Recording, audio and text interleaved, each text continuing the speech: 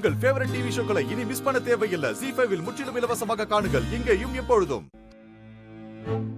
சாமி, என்ன சொல்றீங்க? இதை நீங்க எப்படி எடுத்துப்பீங்களோங்கிற பீடிகையோட தான் நான் சொன்னேன். கோச்சார ஸ்தானப்படி இந்த பொண்ணோட குடும்பஸ்தானம் நல்லபடியா இல்ல. இவருக்கு கண்டம் இருக்கு, அவ்வளவுதான் சொல்ல முடியும். சாமி, இதுக்கு ஏதாவது பரிகாரம் இருக்கா? பரிகாரம் பண்ணி கிரகங்களோட வக்கரத்தன்மையை வேணா குறைக்கலாம். ஆனா வரப்போற ஆபத்தை யாராலையும் தடுக்க முடியாது.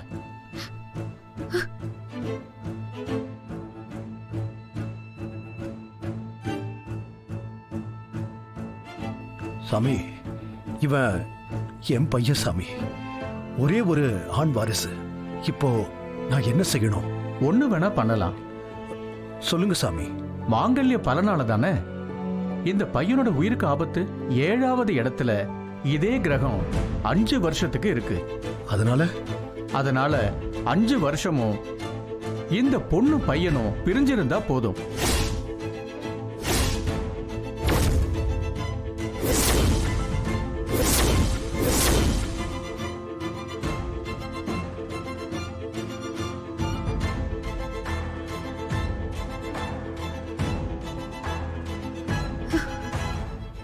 சாமி, வேற வழியே இல்லையா? சேது, உயிர் முக்கியம் இல்லையா? பையன் தீர்காயுசோட இருக்கணும்ல. அதுக்கு ஒரே வழி 5 வருஷம் இவங்க 2 பேரும் பிரிஞ்சு இருக்கிறதா.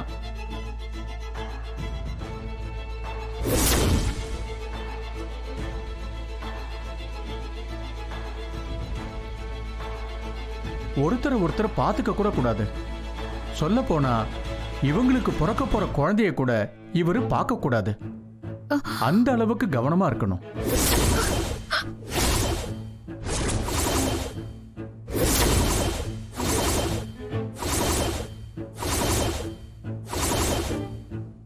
அப்படி இல்லைன்னா முறைப்படி இவங்க 2 பேருக்கு விவாகரத்து வாங்கிட்டு இந்த பையனுக்கு வேற ஒரு கல்யாணத்தை பண்ணி வைக்கலாம். அப்பதான் இந்த கண்டம் நீங்கும்.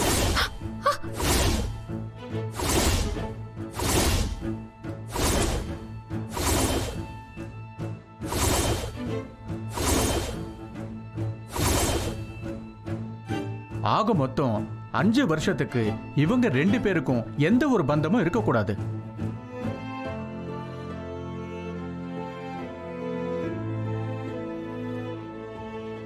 இத பாருங்க, உயிருங்கிறது ரொம்ப முக்கியமான விஷயம். இப்ப அத பத்தி தான் நாம யோசிக்கணும். உயிரோட இருந்தாதானே வாழ்க்கை. அதுக்கு நான் சொன்ன இந்த 2 தீர்வு தான் இருக்கு. அப்படி பண்ணா இந்த பையனோட உயிரை காப்பாத்தலாம். இதுக்கு மேல நான் சொல்றதுக்கு எதுவும் இல்லை. நான் கிளம்புறேன். துரை, தட்சணையை கொடுத்துரு. சாமி, தட்சணை கெட்ட பலன் சொன்னா நான் தட்சணை வாங்கறதில்ல. தட்சணை வாங்காம பலன் சொன்னா பலிக்காதுன்னு சொல்லுவாங்க. அப்படியாவது இந்த கெட்ட விஷயம் நடக்காம போகட்டுமே. நான் புறப்படுறேன். வாங்க. இந்தாங்க.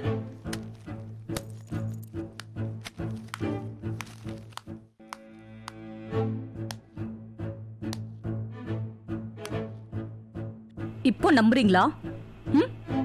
நான் பொய் சொல்லலன்னு இப்ப தெரியுதா? இந்த உலகத்துல எனக்கு வேற என்ன வேணும்? ராம் நல்லா இருக்கணும், முக்கியமா உயிரோட இருக்கணும்.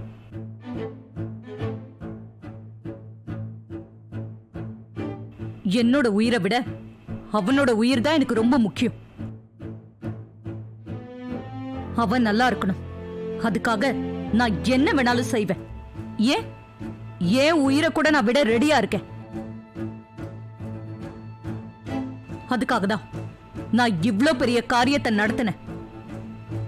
இப்பவாவது எல்லாரும் என்ன நம்புறீங்களா?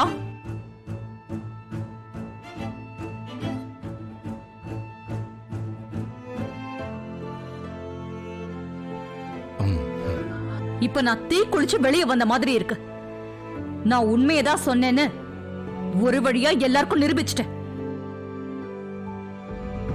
ராம்காக நான் இதையெல்லாம் செஞ்சேன். இப்போ ராம்காக சீதா என்ன செய்ய போறா? சீதா, என்ன இது? சீதா, என்ன இது? வீட்டை விட்டு போறதாவே முடிவெடுத்தியா?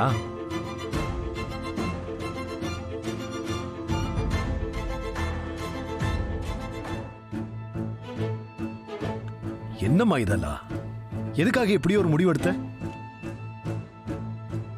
நான் வேண்டவே வேணான்னு நீ முடிவு பண்ணிட்டியா?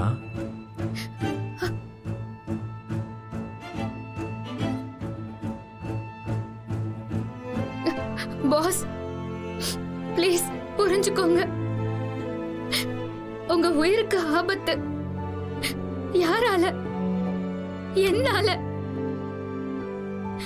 அது தெரிஞ்சும் என்னால இங்க எப்படி பாஸ் இருக்க முடியும்?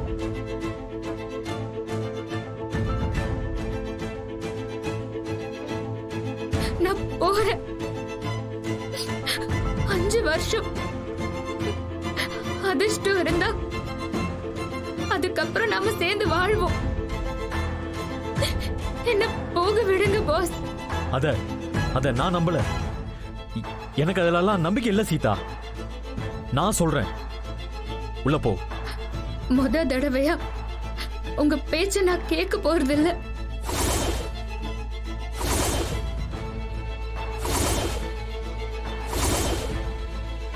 என்ன யாராலையும் தடுக்க முடியாது. நான் போகத்தான் போறேன்.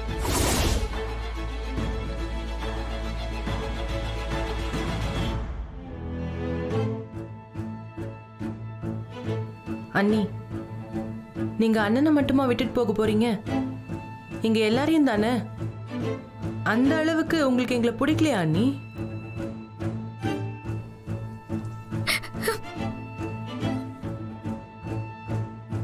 சீதா, என்ன பைத்தியக்காரத்தனா இதெல்லாம்? படிச்ச பொண்ணு தானே நீ? எதுக்காக இப்படி ஒரு முடிவு எடுத்த? உடம்புக்கு ஒரு நோய் வந்துச்சுன்னா ஒரு டாக்டருக்கு 4 டாக்டர் பார்த்து ஒப்பீனியன் கேட்கறது இல்லையா? அவசரப்படாத, யோசி. யாரோ சொன்னதுக்காக நீ ஒரு தப்பான முடிவு எடுக்கணுமா? நீ உள்ள போ. என்ன மன்னிச்சிருங்க மாமா. நான் போகத்தான் போறேன்.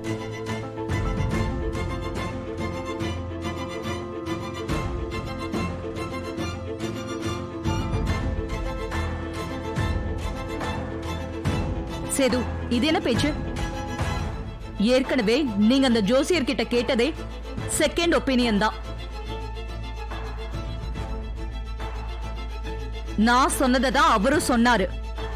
அப்போ நீங்க எத்தனை பேர்கிட்ட ஒப்பீனியன் கேட்டாலும் அதே தான் சொல்ல போறாங்க. இதெல்லாம் நோய்க்கான ட்ரீட்மெண்ட் இல்ல சேது, விதி.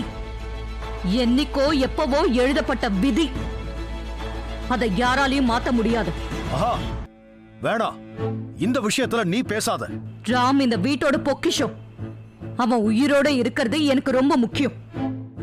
இவர் ராம் கூட சேர்ந்து இருந்தா என்ன நடக்கும் தெரியும்ல?